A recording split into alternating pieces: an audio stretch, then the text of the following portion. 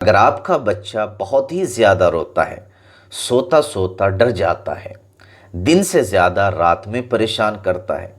دودھ بھی جلدی سے نہیں پیتا، بہت مرتبہ ٹرائی کرنے کے بعد پھر بعد میں جا کر کے دودھ پیتا ہے،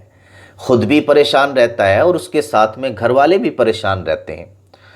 تو آج کی اس ویڈیو کلپ میں ایک ایسے تعویذ کے بارے میں بتانے جا رہا ہوں جس کی برکت سے انشاءاللہ یہ ساری ٹینشنیں، یہ ساری پریشانیاں ختم ہوں گی، اور اللہ نے چاہا تو آپ کا بچہ ہر پریشانی سے محفوظ رہے گا۔ وہ خود بھی کھیلے گا، کودے گا اور ہنسے گا، اور آپ کو بھی ہنسائے گا۔ یہ تعویذ جو ابھی میں آپ کو دکھانے جا رہا ہوں، آپ چاہیں تو خود بھی اس تعویذ کو لکھ سکتے ہیں۔ اگر آپ لکھنا نہیں جانتے تو کسی سے لکھوا بھی سکتے ہیں،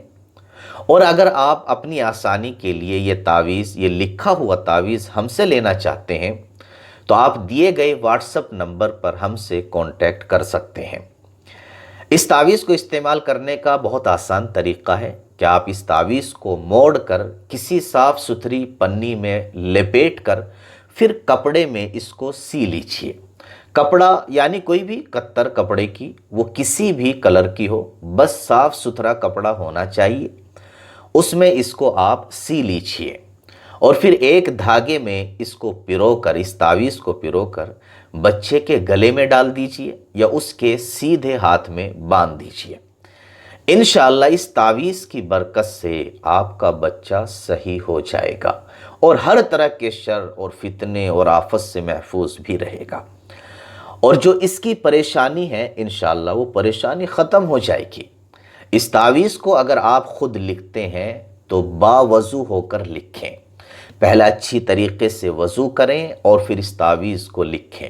اور اگر آپ یہ تعویذ ہم سے لینا چاہتے ہیں تو واٹس ایپ نمبر پر کانٹیکٹ کریں، اور پھر واٹس ایپ پر یہ تعویذ ہم سے حاصل کر کے کسی کمپیوٹر والے سے اس تعویذ کو نکلوا لیں۔ اب یہ تعویذ چونکہ قرآن کریم کی آیتوں پر مشتمل تعویذ ہے،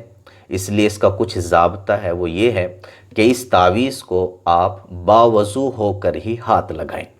جب تک آپ اس کو کسی کپڑے میں نہ سی لیں،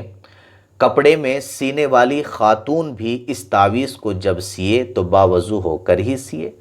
تو جب تک آپ کپڑے میں اس کو نہ سی لیں تب تک آپ باوضو ہو کر ہی اس کو چھوئیں اور اس کو ہاتھ لگائیں۔ کپڑے میں سینے کے بعد پھر آپ اس کو بغیر وضو کے بھی ہاتھ لگا سکتے ہیں۔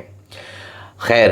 یہ سب ہونے کے بعد تعویذ کو سی لینے کے بعد بچے کے گلے میں ڈال دیں یا اس کے ہاتھ میں، سیدھے ہاتھ میں باندھ دیں، انشاءاللہ ضرور فائدہ حاصل ہوگا۔